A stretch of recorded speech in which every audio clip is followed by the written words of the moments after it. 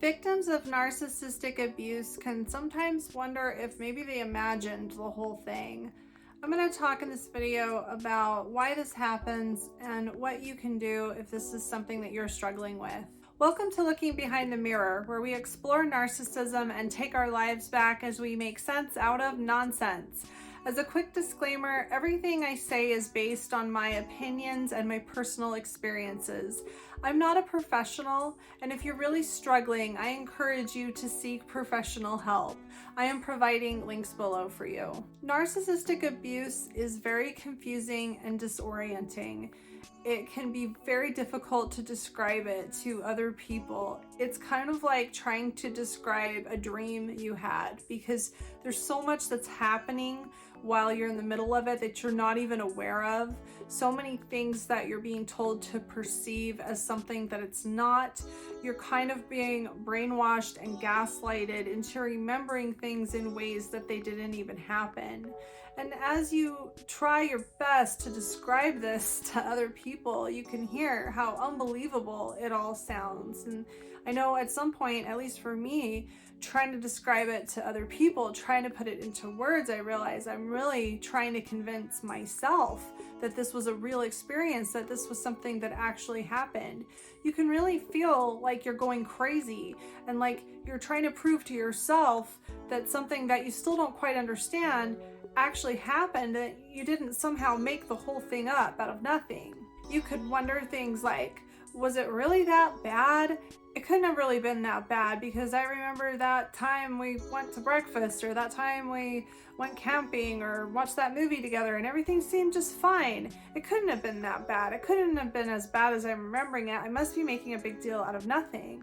Or we might start wondering things like, am I the narcissist? The more that we study about narcissism, coming to realize that most narcissists actually view themselves as the victim.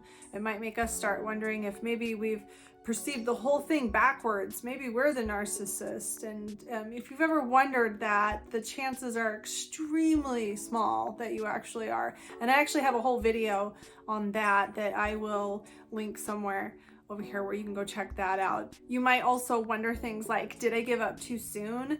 Did I throw my whole relationship away for no reason? Did I make a big deal out of nothing and just throw a grenade in the middle of my life? If these are things that have plagued you, if these are things that you've tried to find answers to, I want to reassure you that something terrible really did happen to you, and that you are better off without whatever that was in your life. You're better off being in a position where the types of events that cause that kind of confusion are no longer allowed to happen to you. I want you to try to think about it rationally, because I think that when we can step back and think about things rationally and ask ourselves specific rational questions, it can really help us sort this confusion out. And one thought that I want you to consider is that nobody, unless they've been through a traumatic relationship or a very confusing, disorienting, and or abusive situation, no one would ever be wondering these kinds of things. Normal, healthy situations don't lead to your head spinning and confusion. They don't lead to you wondering if you have some kind of pathological disorder. They don't leave you wondering if you've thrown your whole life away for nothing. Normal, healthy relationships are not confusing. Healthy, caring people don't leave you wondering if you've lost your mind. So the very fact that you're tormenting yourself with these questions and with this confusion of, am I the one with the problem? Did I make a big deal out of nothing? What actually happened? Do I believe my own story? The very fact that you're wondering those things is a great indication that something very significant and traumatic has happened to you. And I know it can be very challenging to step back and ask yourself, so what happened? Because as I said earlier, while it's happening, you're likely being gaslighted to see things in an incorrect way, to see things as they're not. I think one concept that I really want you to consider is the way that you were treated in the relationship that's left you feeling this way. You were probably insulted, you were probably criticized, you were probably held to an impossibly high standard, you were probably subject to completely unreasonable, unreachable expectations. And when someone is treating you this way, when someone is insulting you and criticizing you to the point where you're losing your patience or you're breaking down in tears, this is never okay. And it's especially not okay when you know in your heart that you tried your best and that you had good intentions and that you were really trying to make this person happy. Now, I'm not saying anyone ever has a right to yell at someone or criticize them or explode in anger, okay? So that's never an okay thing to do. However, in my opinion, it's much more understandable, much more justifiable in a situation in which someone is purposefully trying to upset you, purposefully not listening to you, not considering you, being rude, doing things to inconvenience you. It's understandable why somebody would become angry and start yelling and insulting somebody that's being very inconsiderate. But in the case that I am talking about here, if you're a victim of narcissistic abuse, I think that you know damn well that you are not somebody that acted that way. You probably gave everything you had. You probably thought more about this other person than you did about yourself. You probably put 100 times more consideration into making this other person happy than you ever put into even thinking about what would make you happy. And to be yelled at and criticized and demeaned by someone that you have tried so hard to make happy, that's abuse. That's not okay, and that's not something that you ever deserved. Narcissists have a way of making you think that that one last little bit of effort that you could have put in was all you needed to do to make them happy. If you had just tried a little bit harder, because no matter how hard you try to do anything, you almost always could have tried a little bit harder.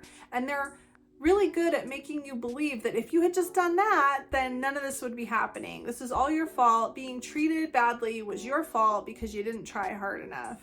So again, the fact that you were actually trying and that you actually cared, to me, makes it absolutely never okay, never justifiable to be treated the way that narcissists will treat you. That alone should be enough for you to realize that you've been through a very difficult situation in which you were subjected to what I would call emotional abuse. And any confusion that you have over this type of situation is something that was planted there on purpose by someone else, by someone that didn't want you to understand reality, by someone that didn't want you to stop trying to make them happy. This should be enough for you to realize and to convince yourself of the fact that you were in a relationship with an unreasonable, unhealthy, toxic person, because good, healthy people that care about you, they will communicate with you. They will forgive you. They will talk to you. They won't shame you and blame you for ways that you've fallen short, especially when you've tried. Healthy people that are trying, healthy people that are giving their share into the relationship are going to try to work with you. They aren't looking for opportunities to confuse you and to shovel all of the blame onto you. And healthy people recognize that neither of you are going to be perfect. Both of you are going to make mistakes in a relationship. And in a healthy relationship, neither party expects the other one to be perfect. And neither party is going to yell and criticize and demean and shame the other for not being perfect.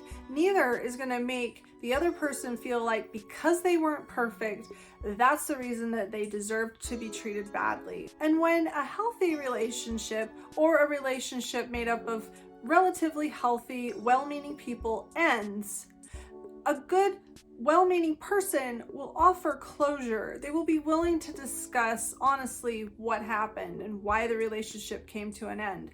A healthy, well-meaning person will be willing to own the mistakes that they made. They'll be willing to own at least a little bit of what they may have contributed to the end of that relationship. And if you're still not quite sure of the experience that you've had, or if you've somehow imagined the whole thing, I want you to also think about, if it applies to you, how much pain you're in.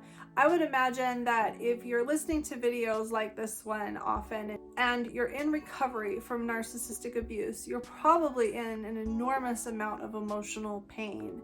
And I mean, I've been there. It is a pain that is hard to describe. It is an extremely painful experience. And I want you to allow yourself to realize that that kind of emotional pain doesn't come from nothing.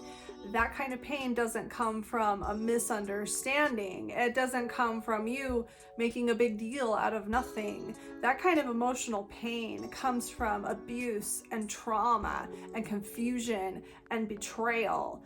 That kind of pain comes from something real that really happened to you. If you were in a relationship where you were confused and you were in pain, and maybe a relationship where you felt compelled to record conversations and write things down because you never knew which way was up and you never understood what was going on, that's something real. It may be hard to describe, it may be even hard to believe, but that's not something that you're making up in your head. That's a real experience. That's really nothing that anyone should have to put up with. Well-meaning people don't make you feel compelled to record conversations. Well-meaning, healthy people don't make you feel invalidated. They don't make you feel like you imagined everything that you just experienced. They will let you talk. They will listen to you. They may argue with you, but they won't try to tell you that everything you've experienced is something that never actually happened. Healthy people don't make you feel like no one's gonna believe me. Healthy people don't leave you trying to prove things to yourself. Good, healthy people appreciate your intentions. They appreciate that you tried. They appreciate what's really going on for you, and they're willing to listen to you. If they misunderstand you, if they think you meant them harm, but you explain that you didn't, they're willing to listen. They're willing to give you the benefit of the doubt. They're willing to communicate. If someone is constantly telling you why you're wrong about everything, you're probably not wrong. And nightmares and panic attacks and constantly worrying about who's around the next corner and endless crying fits and emotional pain, these things don't come from nothing. These things don't come from things that you imagined. These things don't come from something that you just made a big deal out of that wasn't actually a big deal. If this resonates with you, I want you to know that you are not making a big deal out of nothing. You've experienced one of the most painful, confusing, traumatic experiences that a human being can go through. And if you're in pain, it is a big deal. It matters. If you hurt, there is a real reason for that. I hope this helps. If you like this video, give it a thumbs up and comment below any ideas you have for me for future videos. And don't forget to subscribe to my channel if you like this video and would like to see more like it in the future. Until next time, thanks. Bye.